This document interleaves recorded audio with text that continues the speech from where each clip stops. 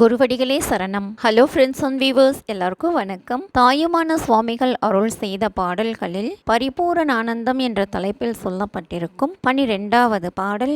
ஆள் ஆழி கரையின்றி நிற்க இலையோ, கொடிய ஆலம் அமுது ஆக இலையோ, அக்கடலின் மீது வட அனல் நிற்க இல்லையோ, அந்தரத்து அகில கோடி தாழாமல் நிலை நிற்க இல்லையோ, மேருவும் தனுவாக வளைய இலையோ, சப்த மேகங்களும் வஜ்ரதரன் ஆணையில் சஞ்சரித்திட இல்லையோ, வாழாது வாழவே ராமன் அடியால் சிலையும் மடமங்கை ஆக இலையோ, மணிமந்திரம் ஆதியால் வேண்டு சித்திகள் உலக மார்க்கத்தில் வைக்க இலையோ, பாழான என் மனம் குவிய ஒரு தந்திரம் பண்ணுவது உனக்கு அருமையோ, பார்க்கும் இடம் எங்கும் ஒரு நீக்கம் அற நிறைகின்ற பரிபூரண ஆனந்தமே.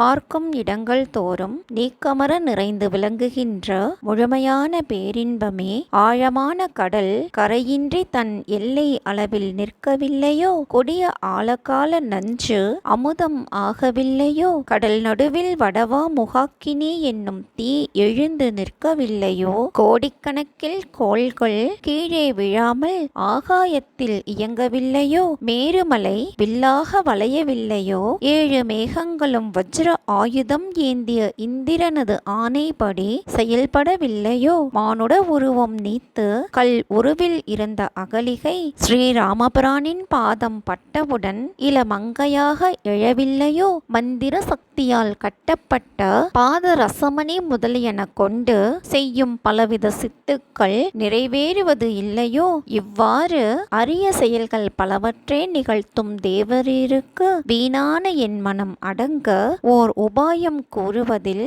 என்ன சிரமம் இருக்க போகின்றது.